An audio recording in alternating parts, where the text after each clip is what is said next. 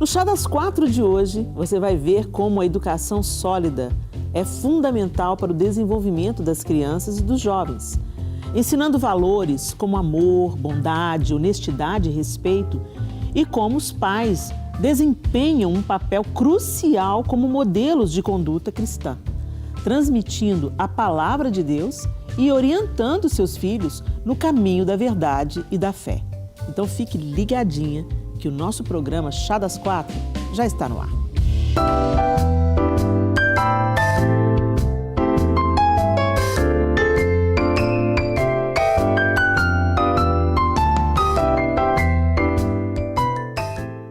Hoje aqui no estúdio, apresentando o Chá das Quatro, ao lado dessas minhas queridas amigas apresentadoras, Priscila e Simone. Obrigada, queridas. Obrigada. Sempre bom. Sempre bom. Priscila substituindo a Isa, que não pôde estar conosco nesses programas, mas a Priscila aí conhecendo muito bem, você já conhece a Priscila de outros chás, né? Já faz parte também do time Chá das Quatro. E nós, então, queremos convidar, né, a se juntar a nós a quarta mulher de hoje. Vamos conhecê-la? Marina Ferraz é pastora na Igreja Batista da Lagoinha Matriz BH, com 18 anos de atuação no Ministério Infantil. Ela é casada há 15 anos com Aloísio Júnior e tem 3 filhos.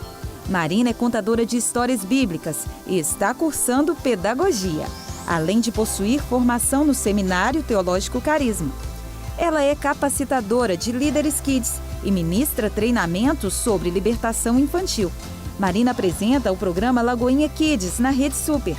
Sua paixão pelo Ministério Infantil e sua influência positiva fazem dela uma referência inspiradora nessa área. Marina, obrigada por ter aceitado o convite do Chá das Quatro para estar com a gente, falando sobre esse assunto tão importante que é a educação infantil, né? Infantil para jovens. Prazer todo meu estar aqui. Eu acredito que quando recebi esse tema, eu falei, tem tudo a ver com esse tempo que nós estamos vivendo. Sim. Um tempo desafiador, Sim. onde as famílias precisam se levantar mesmo e tomar posição. Exatamente. É comum a gente ouvir, eu já ouvi isso muito, principalmente na época que os meus filhos eram pequenos. Hoje a minha caçula tem 21 anos, então já não tenho crianças nem adolescentes em casa. Mas no tempo que as minhas crianças eram pequenas, era muito recorrente ouvir: ai, a igreja vai discipular os meus filhos. Eu vou pôr meu filho numa escola cristã, porque assim eu vou me livrar de muitos problemas. E há uma fé, uma crença de que isso é uma responsabilidade da igreja ou do colégio cristão. Mas a gente sabe que a educação de um indivíduo está primordialmente ligado à sua família, ao seu núcleo familiar, e que a igreja e a escola, elas entram aí como parceiras, como pessoas que vêm para somar ao trabalho que já é desenvolvido dentro de casa. Então, se você está nos assistindo hoje, você tem filhos pequenos, adolescentes, e você pensa assim, não, meu filho estudou a vida inteira em colégio cristão, meu filho estudou a vida inteira na escola dominical, participou da escola dominical, então, por que agora meu filho está me dando problema na adolescência, né? Ou eu não tenho chance de ter problema na adolescência. Gente, isso não é uma realidade. Nossos filhos precisam de uma experiência de novo nascimento. Nossas igrejas não precisam de uma salinha só para os nossos filhos serem entretidos, enquanto nós recebemos a sólida palavra de Deus no culto principal. Não, as crianças precisam de ser apresentadas ao Evangelho. As crianças não são a igreja do amanhã, as crianças são a igreja hoje, e elas precisam ser cuidadas hoje, pela igreja, pelo colégio cristão, mas sobretudo pela família. Foi na família que elas foram concebidas, que elas são cuidadas, e não dá para a gente terceirizar essa função. Marina, você lida com essa realidade hoje? As pessoas hoje estão terceirizando ainda? Ou você acha que isso era uma coisa da época que os meus filhos eram pequenos? Não. Isso aconteceu, até contar um testemunho, Helena, que está bem recente. Há 20 dias atrás, nós tivemos uma reunião de pais. E nessa reunião de pais, eu precisei fazer um ato de arrependimento como pastora. Porque eu estava ali reunidos com 183 pais, ali na fábrica de artes, onde os filhos fazem algum tipo de artes. E eu percebi a necessidade de pedir perdão. Porque muitas vezes nós, como igreja, o que nós fazemos? O pai não está dando conta, eu vou abraçar. Algo que é para ser delegado, foi dado. é delegado por um tempo, por um período, mas continua sendo a missão dada para a família. E naquele momento, instruída pelo Espírito Santo, eu pedi perdão para os pais. Falei, eu como pastora, como autoridade espiritual sobre a vida dos filhos de vocês, eu quero pedir perdão. Por algum momento nós termos invadido esse lugar e ter tomado esse lugar que continua sendo de vocês. Então, não é culpa dos pais, não é culpa só da igreja, por isso nós precisamos trabalhar juntos essa parceria, mas eu acredito que nós como igreja, é tempo de nós abrirmos nossos olhos, porque como nós temos o ID nosso fala mais alto, e o ID nosso grita, assim, a ponto de calar a voz do Pai. Então, nesse ato mesmo, foi um ato direcionado pelo Espírito Santo. Eu falei, eu como pastor, eu quero pedir perdão para vocês. Porque eu passo 2 horas no domingo com o filho de vocês. E vocês passam a semana toda. Então, eu não posso pegar essas 2 horas e achar que essas 2 horas é o suficiente. Eu preciso dar ferramenta para vocês, pais. Eu preciso ensinar vocês, instruir vocês para que vocês possam alcançar o coração dos filhos de vocês de forma eficaz. E quando a gente fala de educação, a gente fala de ensino, a gente fala de princípio, a gente fala de algo que é base, né? Então, eu ensino meus filhos quando? Desde o levantar ao deitar. Não é num determinado tempo, não é só quando está dentro do templo, quando está na escola bíblica. Eu ensino eles em todo o tempo, com o meu exemplo, com o meu caráter, com os meus valores. Os meus filhos já estudaram em escola não cristã. Hoje, glória a Deus, o Senhor nos permite eles estudarem numa escola cristã. Mas já estudaram numa escola que não era cristã. E eu falo que nós cometemos um erro sério. Por quê? Na escola não cristã, nossa, nós ungia eles e colocava armadura e guerreava. Aí a gente viu que chegou na escola cristã, nós baixamos a guarda. Aí eu falei, amor, tem alguma coisa de errado acontecendo com nós aqui. Porque lá era visível, era notório. Aqui é meio escondido. Sim. Então, mas não significa que o perigo não está ali. Sim. Não significa que nós precisamos baixar a guarda. Nós continuamos sendo autoridade sobre a vida dos nossos filhos. Não importa as áreas que eles vão tramitar. Nós continuamos exercendo essa posição e a gente não pode sair dessa posição. Bom, e uma coisa que a gente tem que perceber de uma vez por todas é que nós estamos no meio de uma batalha intensa pela vida dos nossos filhos, das crianças e dos jovens. Ela já vinha se avolumando, né? Mas agora nós chegamos num tempo crucial, né? Onde até a sexualidade dos nossos filhos está sendo colocada em xeque. Quer dizer, uma criança, ela não pode dirigir um carro, ela não pode votar, ela não pode fazer uma série de coisas por causa da idade. Você ainda não tem maturidade para tomar essa decisão, você ainda não tem maturidade, né? O seu cérebro ainda não está tão desenvolvido para você cuidar dessa atividade, e tem-se esse cuidado, mas agora uma criança com 5 anos de idade já existe reversão de mudança de sexo, né? Já estão sendo feitas cirurgias no Brasil, onde as crianças com 5 anos de idade, apoiadas por seus pais, acreditando que estão fazendo uma coisa boa, muitas vezes motivadas até pelo terapeuta, Sim. que diz assim, não, você vai preferir que o seu filho faça uma transição de gênero do que o seu filho se mate, né, e tal. Então, quer dizer, sugestionados pelo pânico, muitos pais consentem com uma decisão de uma criança, e a gente já está acompanhando os casos de arrependimento de uma criança que toma hormônio com 13 anos de idade, aos 17, entende que não é isso que queria, mas já sofreu uma mutilação, já tirou as mamas, já, entendeu? Então, assim, quem vai defender essas crianças? E o fato é que a gente entende que é mais do que uma guerra ideológica. Para nós que somos cristãos e discernimos o mundo espiritual, é uma batalha espiritual. Não sejamos ingênuos, né? E não se vence batalhas espirituais usando apenas as nossas armas naturais, né? A gente tem que combater essas ideologias? Tem. A gente tem que usar o nosso direito de cidadão? Tem. A gente tem que eleger representantes que nos deem voz? Sim. A gente, como pais, precisamos de fiscalizar o que está sendo ensinado nos livros, nas escolas e questionarmos isso? Sim. Mas não apenas isso só não é suficiente. A gente tem que entender que é uma batalha espiritual que a gente vence com oração, com jejum, com conversas francas e com levando nossos filhos a terem um encontro, um novo nascimento. Gente, Deus não tem netos. Não é porque o menino nasceu na igreja que ele é crente. Vocês precisam de entender, como a Marina acabou de dizer, às vezes a gente baixa a guarda porque está num ambiente que todo mundo tem um consenso, somos cristãos, ensinamos a Bíblia, ensinamos os valores cristãos, preservamos, né, os valores cristãos nessa instituição.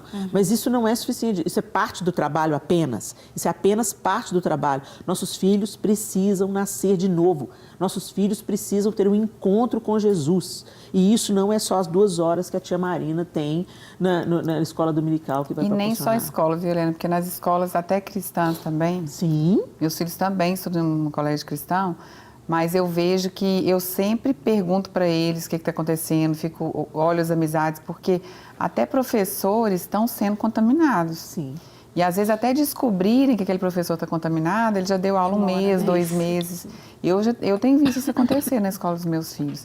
Então a gente tem que cuidar. Agora, um momento que eu vejo que meus filhos compartilham comigo, eu consigo ver o que está acontecendo, são nos momentos de devocional que eu faço com eles à noite.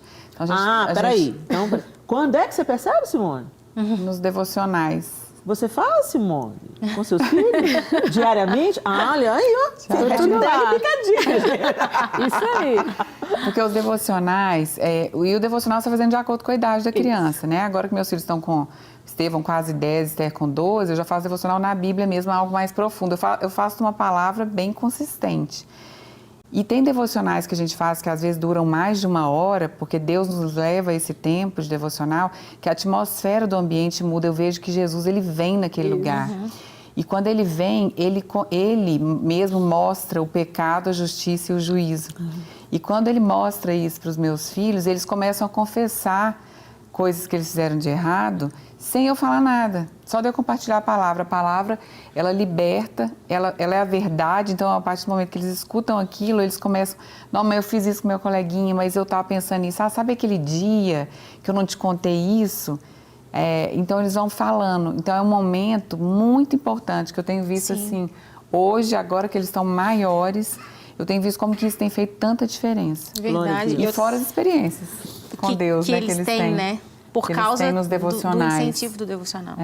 Priscila, qual a idade dos seus filhos? Os meus filhos, o mais velho é o Theo, ele tem 5 anos, e a Helena, minha mais nova, tem 2 anos. E como é que é a sua dinâmica como mãe? Porque é uma outra realidade, são crianças menores do que as crianças da Simone. Aqui nós temos 3 times, né, gente? A mãe de filhos adultos, né? A minha caçula tem 21 anos. A Simone com os filhos aí saindo da infância, quase da infância, transitando para a adolescência, né? A Esther começa, né? Tá na beiradinha ali, lá, saindo da infância. E a Priscila com crianças na primeira infância. Como é que é a sua realidade com eles, Priscila? Ô, Helena, assim, eu procuro fazer exatamente a mesma coisa que a Simone falou, devocionais todos os dias.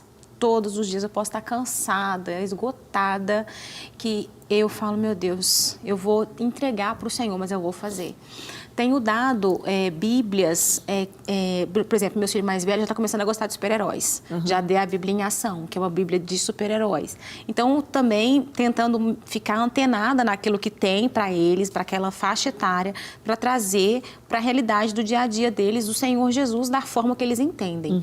E o meu filho mais velho, o Theo, ele teve uma experiência muito linda, e aí é um testemunho dessa junção da igreja, do que eles vivenciam na comunidade, com as professoras da escola dominical e a gente em casa fazendo aquele reforço, né? O meu filho mais velho chegou domingo da escola dominical. Eu nem pude levar, foi minha sogra que levou, porque eu estava trabalhando. Então, ele chegou, quando eu encontrei com ele à noite, ele falou assim, mamãe, e começou a chorar. Eu falei, filho, o que foi? Ele falou, mamãe, eu quero ir para o céu. Eu falei, meu filho... Aí, primeiro, eu fiquei assustada. Eu falei, Jesus, será que esse menino está querendo morrer? Que tá vendo esses desenhos de... Eu já falei, o que ele está assistindo? Aí, ele falou, não, mamãe, é porque hoje, lá na escola dominical, lá no Kids, que ele fala o Kids, eles falaram sobre o céu. E eu entendi que lá no céu tem tudo. E Jesus está lá. Vamos para lá. Eu quero ir para lá. Aí, naquele momento que ele falou isso, o que eu fiz? Peguei a Bíblia dele, levei lá no Apocalipse e fui explicar o que vai acontecer, qual que é o momento que nós vamos para lá. Falei do meu pai que já faleceu, que ele já está no céu com Jesus. Aí ele entendeu, porque ele está saindo dessa primeira infância e indo para a segunda infância. Então, ele está começando aquela pureza, aquela inocência tá indo embora. Então a realidade está chegando e a realidade às vezes é dura, né? Então eu expliquei para ele que meu pai morreu, está no céu, ele já morreu, eu não quero morrer. Eu falei, você não precisa, talvez, eu acho que você nem vai morrer, filho. Eu acho que Jesus vai voltar. Do jeito que a coisa tá. Aí comecei a falar disso. E hoje a gente está gravando aqui numa quinta-feira, então de domingo até hoje, o que eu tenho ouvido com ele? Músicas que falam sobre a volta de Jesus. E ele não para de cantar, mas a igreja está naquela coisa. Hoje, 8 horas da manhã, o padre é meu vizinho, o padre adorou a música e 8 horas da manhã estava tocando, a igreja vai ser arrebatada. Então, é uma junção. Então, eu tento, Helena, ser muito intencional nesse sentido, assim. De trazer para a realidade deles, não esconder nada. Até uma pessoa falou assim comigo, será que não é muito falar da volta de Jesus para ele? Eu falei, não é nada. Não é nada. Esses meninos estão mais... Eles não estão sendo poupados para ser expostos à erotização. Eles não estão sendo considerados novos demais para fazerem transição de sexo. Por que eles são novos demais para falar sobre arrebatamento, a volta de Jesus? Que é uma realidade gloriosa, na qual nós colocamos a nossa esperança. Né? De jeito nenhum. Fale com seus filhos sobre a realidade. Gente, nós vamos colocar mais uma mulher na nossa conversa, a evangelista de crianças, Keila Araújo. Ei, Keila. Olá, gente preciosa, graça e paz. Graça que papo e paz. Gostoso, hein? Tudo bem? Eu tô achando graça porque a gente fica chamando de tia Keila. Fica esquisito a gente nessa idade chamando de tia Keila, né, Keila? Keila, como é que é esse desafio hoje de ser uma evangelista de crianças? Como é que você trabalha? Conta pra gente. Eu quero reforçar algo que já foi dito aí, nessa questão da educação familiar, nos princípios bíblicos, a importância da igreja e dessas parcerias, né? É bom a gente lembrar que no Velho Testamento, Deus instituiu a família como estratégia para que a verdade fosse passada de pessoa para pessoa. Deus instituiu a família e a verdade deveria ser passada de pai para filho. E isso é repetido no Velho Testamento várias vezes. Sim, uma geração contará a outra geração, não é isso que a Bíblia diz? Uma geração contará a outra geração os feitos do Senhor. Vários textos do Velho Testamento, né? Deuteronômio vai ser incrível aí, né? Com Deuteronômio 6, onde Deus dá a repetição da lei ali para o povo, realmente ensinar os seus filhos de maneira consistente, perseverante, aquela questão do inculcar. Né? Da repetição. E nesse texto de Deuteronômio 6, é interessante a gente ver que a palavra filhos, que aparece, é filhos pequenos. Então, Deus estava instruindo o seu povo a instruir os seus filhos enquanto eles eram pequenos. Então, o povo de Deus deve caprichar aí na infância, de 0, vamos dizer, a gente tem 12, 13 anos aí para caprichar nessa perseverança, nessa persistência, nessa repetição. E os pais ali receberam essa ordem porque a salvação era restrita para a linhagem de Abraão, para um povo específico. Então, a família foi instituída ali como estratégia. Quando a gente vai para o Novo Testamento, Deus institui a igreja como estratégia para que a verdade seja passada de pessoa para pessoa. Então, hoje, debaixo da nova aliança, nós temos que entender realmente a importância da igreja nesse processo. Os pais, mesmo sendo cristãos, verdadeiros, genuínos, como eu sou, eu com meu filho, eu vou falhar com meu filho, sendo como mãe. Eu sou ministra de criança, eu sou crente, né? Eu amo o Senhor, mas eu vou falhar como mãe, como humanos que nós somos. Então, eu preciso da igreja para que os propósitos do Senhor se cumpram na vida do meu filho. E o que é a igreja? Somos nós reunidos, somos nós juntos. Então, os pais precisam não só levar os seus filhos para a igreja, mas eles precisam ser igreja. E o que é ser igreja? É o seu filho te ver servindo na igreja, é você não ser só apenas bênção para o seu filho, mas você ser bênção para o filho do outro. Isso é ser igreja. Então, os pais precisam estar mais envolvidos no ministério com crianças, dentro da igreja, se disponibilizar para ser bênção na vida do filho do meu irmão. Ser igreja eu abençoo o seu filho e você abençoa o meu filho. Eu preciso de você e você precisa de mim.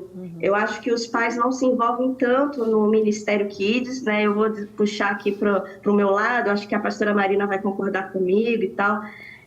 Toda a igreja deveria estar envolvida no Ministério com Crianças, todo mundo focado nisso, né? De abençoar a nova geração. Então, em casa, eu faço o meu trabalho com meu filho, porque ninguém pode substituir o meu papel como mãe na vida do meu filho. Mas eu vou para a igreja para ser bênção na vida do filho da Marina, e a Marina precisa ser bênção para o meu filho. Isso é ser igreja. Então, ser igreja também é o meu filho perceber que há uma semelhança total entre o meu lar e a igreja. Como eu sou em casa, eu sou na igreja, o que acontece na igreja é muito parecido com o que acontece em casa. Então, essa fórmula dá certo. Essa fórmula é a fórmula bíblica, né, dos pais estarem ensinando no dia a dia, mas congregar também, junto com o povo, ser igreja e ser bênção na vida do outro. Acho que os cristãos falam pouco sobre o assunto da evangelização das crianças, visto que é um dos assuntos mais importantes da Bíblia. A Bíblia tem mais de 8.000 menções sobre as crianças na Bíblia, se tornando um dos assuntos mais importantes da Bíblia. E se criança é um assunto da Bíblia, é importante na Bíblia, porque é importante para Deus, deve ser um assunto da igreja, deve ser um assunto dos cristãos. E os cristãos falam pouco sobre isso, né? Não só sobre a educação dos seus próprios filhos, mas como eu posso ser bênção para o filho do outro. As pessoas não estão se disponibilizando, né, para que esse ministério infantil seja uma bênção. Então, isso aqui eu queria reforçar. Isso aqui, antes de ter filho, eu já tinha me disponibilizado para ser bênção na vida do filho dos outros. Eu acho que é uma tarefa nobre, cristã, chamado cristão, independentemente do talento que a gente tenha, das habilidades. Eu acho que o fato de a gente ser crente, nascido de novo, nos habilita, sim, para nós sermos bênção na vida dos nossos filhos e bênção na vida dos filhos dos outros. E as pessoas pensam que ministério com criança é para alguma habilidade específica, algum talento específico. A pessoa vê que você canta bem, você vai ser uma bênção para as crianças porque você canta. Você é alegre, você vai ser legal lá com as crianças. Você tem paciência, você é calmo, você fica bem com as crianças. Olha, eu sou a prova viva de que Deus pode chamar pessoas sem paciência para trabalhar com crianças também. Na minha vida e na vida de um monte de gente que eu conheço, não é questão de talento, de habilidade, mas é mais questão de compaixão, de visão, né, do que de talento ou de habilidade. Então, eu queria fazer esse convite para os pais aqui que estão assistindo. Seja uma bênção na vida do filho dos outros, e a igreja vai ser uma bênção para você também. Eu me comprometo com vocês, com a igreja do Senhor, de ser uma bênção na vida do filho de vocês. E eu preciso de vocês, que vocês sejam bênção na vida do meu filho. Amém. Que é Theo também, igual o filho da pastora... Priscila. Esqueci o nome da pastora. Priscila. A pastora Priscila. Da pastora Priscila. Isso. A pastora Priscila tem 2 filhos com nomes lindos, o Theo e a Helena. É verdade. Ok, Keila, obrigada pela sua participação. E você jogou pra gente aqui uma bola boa pra gente botar para jogo aqui e conversar sobre isso. Esse desafio da igreja ser igreja, né? Na vida uns dos outros. Obrigada, viu, Keila? Deus continue te abençoando e usando você com liberalidade, voluntariedade na vida de tantas crianças. Que você siga sendo fortalecida no seu propósito. Um beijo para você. Amém. Te amo, pastora Helena. Beijo, lindona. Gente, ela falou uma coisa muito rica. Definitivamente, nós temos que conversar sobre isso. A igreja não é um supermercado onde você vem se abastecer. A igreja não é um lugar onde você vai assistir ao culto. A igreja é um lugar onde você vai fazer parte do corpo. Você é parte do corpo de Cristo que se reúne em uma comunidade de fé, chamada igreja. O corpo é muito maior, está em toda a terra, né? Mas você participa de uma comunidade de fé que é parte da igreja de Cristo. Nessa comunidade de fé, existem pessoas em vários tipos várias fases da vida. É como se fosse um hospital. Ali tem gente para remover uma unha encravada e tem gente em câncer terminal. Dentro de um hospital você vê doentes em várias etapas, né?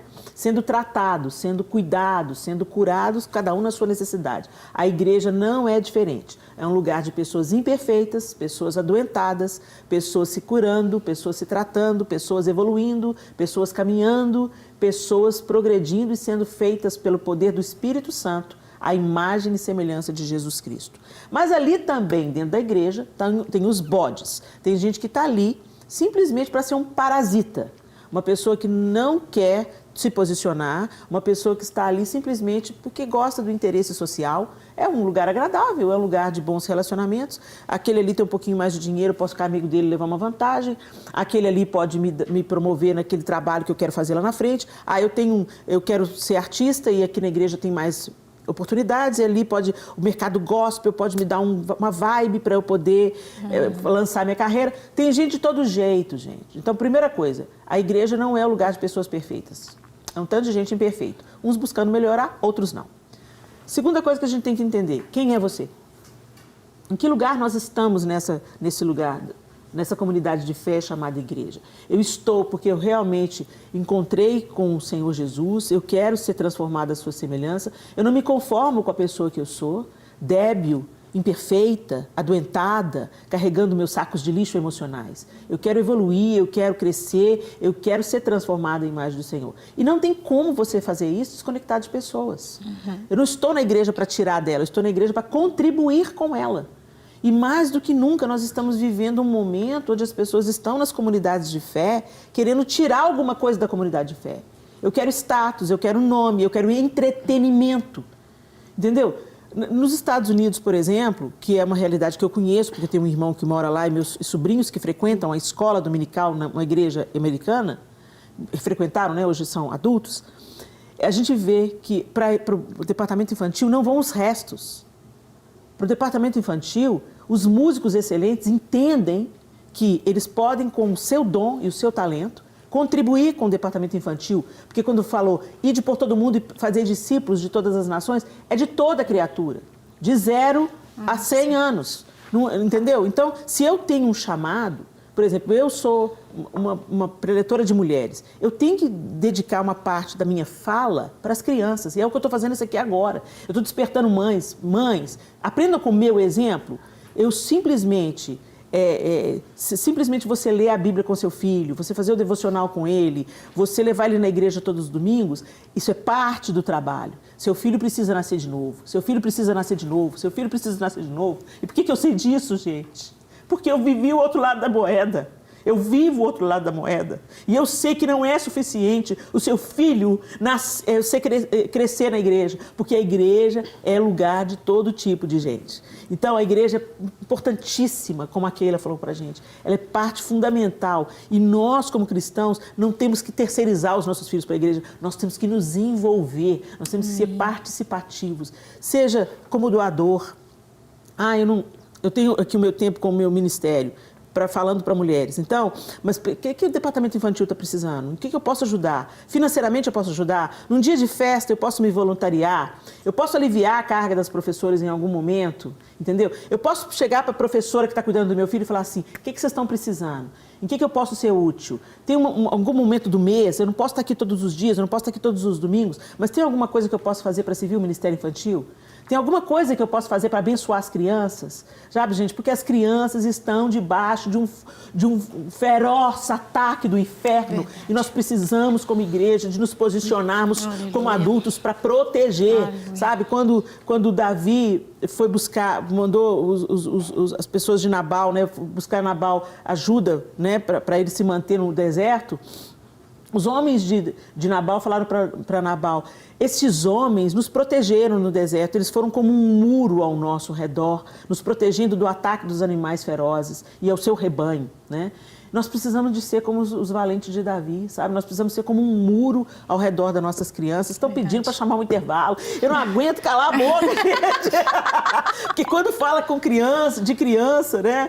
Dói em mim por causa de coisas que eu vivencio hoje. E eu sei que dói porque eu estou vendo muitas mães cristãs, bem intencionadas, de bom coração, mas totalmente equivocadas ou despercebidas da intensidade da guerra que a gente está vivendo. A gente vai tomar um chá para eu tomar um fôlego e a gente volta depois do intervalo. Estamos de volta no Chá das Quatro, gente, já me acalmei, já tomei um chá, já tomei um fôlego, né, porque é um assunto que realmente mexe comigo. Quando a gente vê a fúria do inferno contra as nossas crianças, isso mexe muito comigo e eu espero que mexa com você também, né, porque a infância é a responsabilidade de nossa, somos adultos, somos pelo reino de Deus e o próprio Jesus disse, deixai vir a mim os pequeninos e não os embaraceis, porque deles é o reino dos céus. Vamos continuar? Vamos colocar uma opinião masculina na nossa conversa? Chegou a hora do quadro Contraponto, hoje com o pastor Cláudio Maranhão.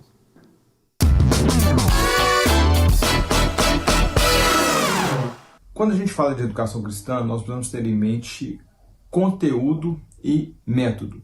O que não é educação cristã? Uma escola que tem um horário para ensino religioso e culto e toda a carga de ensino ela é secular. Isso não é uma educação cristã. O conteúdo ele é muito importante.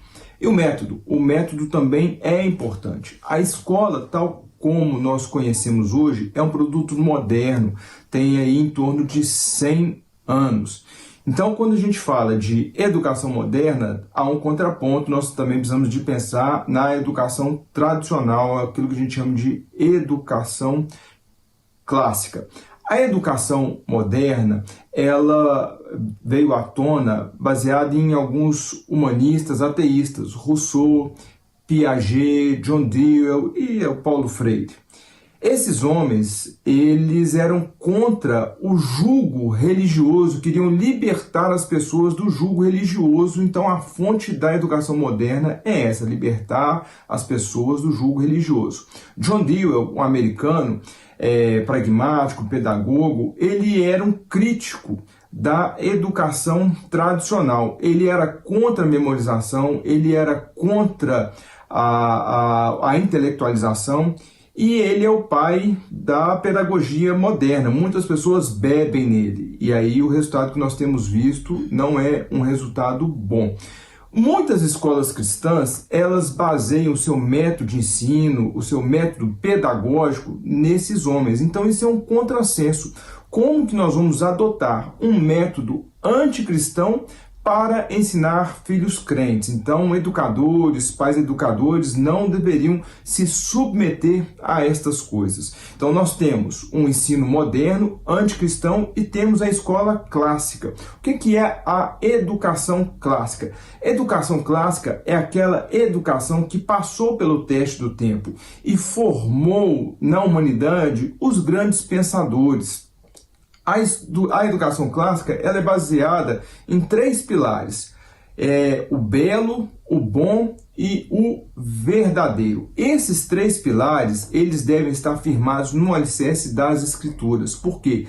Tudo vem de Deus, Jesus é o centro de todas as coisas. E a teologia é a matéria, é a disciplina que faz o elo entre todos os assuntos e todas as coisas. Nós pensando nisso, nós pensamos, por exemplo, o que é belo?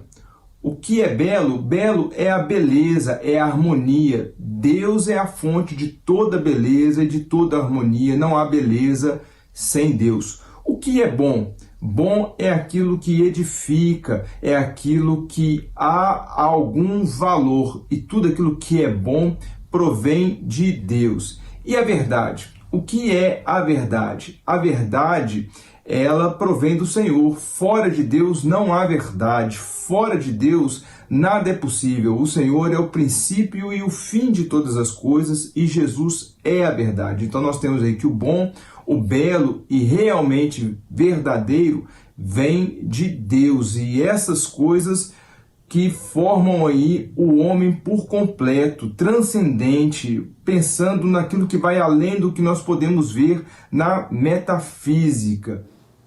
Sensacional. Muito bom. O pastor Cláudio deu para a gente uma aula aí e trazendo para a gente uma realidade. Às vezes a gente adota um método, uma ideia, um pensamento totalmente anticristão, né, para querer ensinar aos nossos filhos o cristianismo, ou seja, levar os nossos filhos para um caminho onde ele aprecie o bom, o belo e o verdadeiro. Né? Muito bem colocado aí.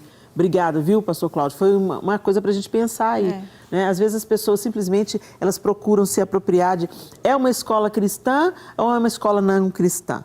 E às vezes não sabe como que é essa educação nessa escola cristã, em que ela está inspirada. Porque, como ele falou, muitos dos pedagogos que estão sendo formados agora estão bebendo dessas fontes. Né?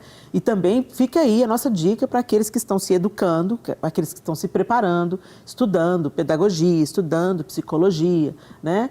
Que a gente aprenda, sim, aprenda inclusive para saber combater. Verdade, né? verdade. Aprenda, inclusive, o que não ensinar e por que não ensinar, baseando sempre na verdade.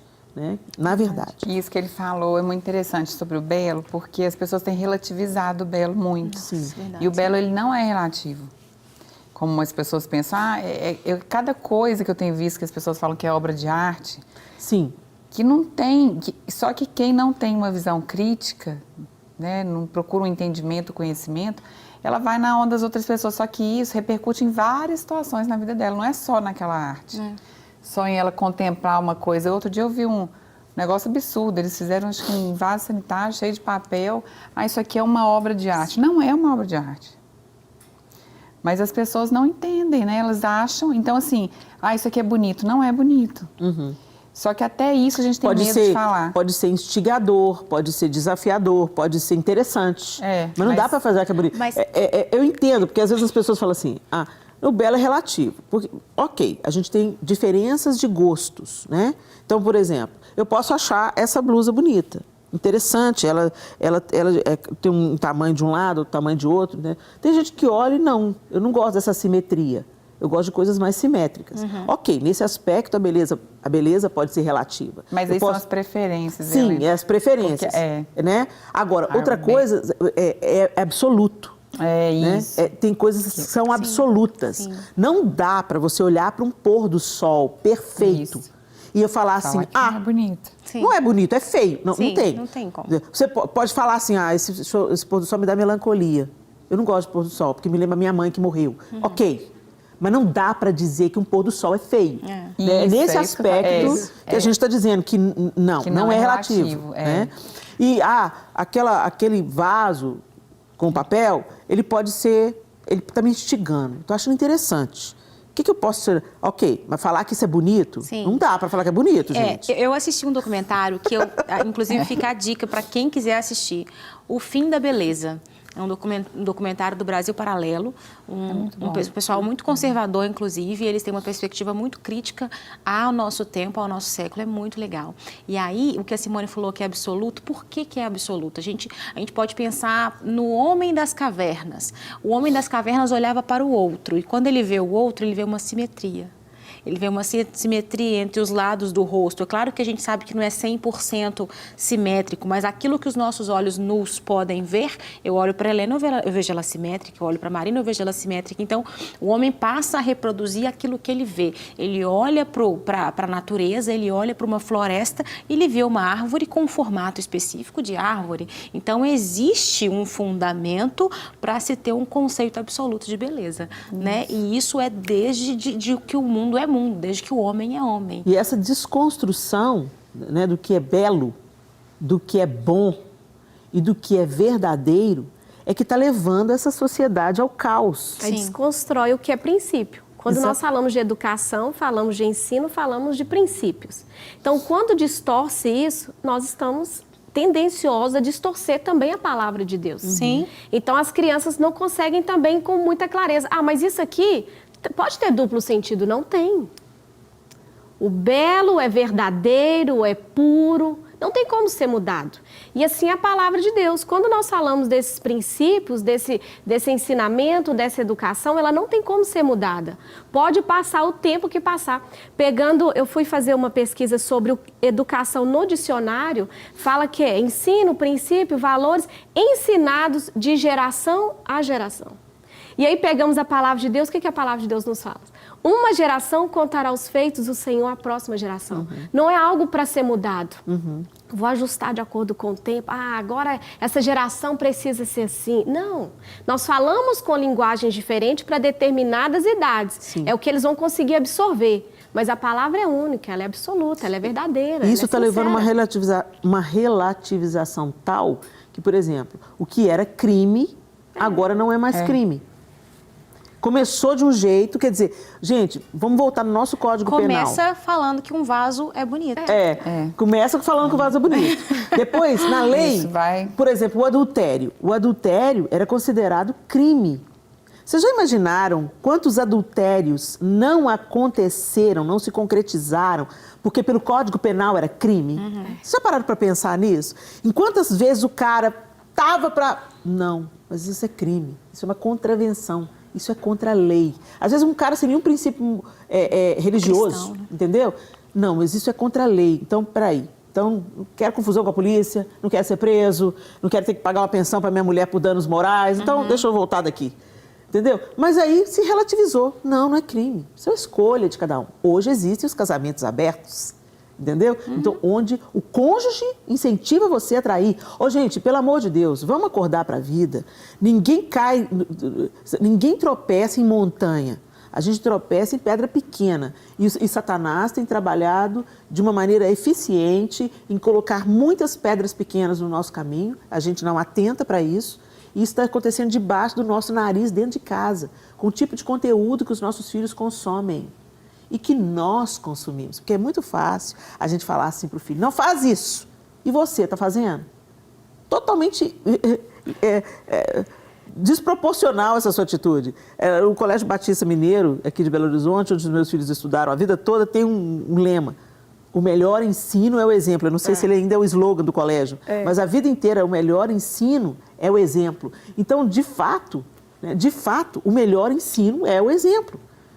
Vocês já estão pedindo para eu encerrar, gente? Como assim? Como assim vocês estão pedindo, produção, para eu acabar com esse programa, que tá bom demais da conta? A gente tem que fazer educação de filhos 2, o retorno. Marina, já acabou o nosso tempo. Pois então, precisamos ser mais intencional, né, nessa educação com princípios, com valores. Conte conosco como igreja, né, para poder ser bênção, ser resposta na sua vida. E eu quero deixar aqui só assim, um conselho, sabe, Helena? Para os pais, assuma a sua posição. Assuma o seu chamado, porque isso vai fazer toda a diferença. A igreja está aqui, de braços abertos, para receber, para instruir, para ensinar, mas a missão continua sendo sua. Amém? Que Deus abençoe. Amém. Com essas palavras da Marina... Priscila, beijo, obrigada. Beijo, Simone, obrigada. beijo, obrigado. Falei pra caramba Marina. hoje, porque esse assunto me entusiasma, mas que vocês fiquem firmes aí e se posicionem, como foi bem aconselhado aqui pela Marina. A gente volta no próximo Chá das 4, se Deus quiser. Até lá.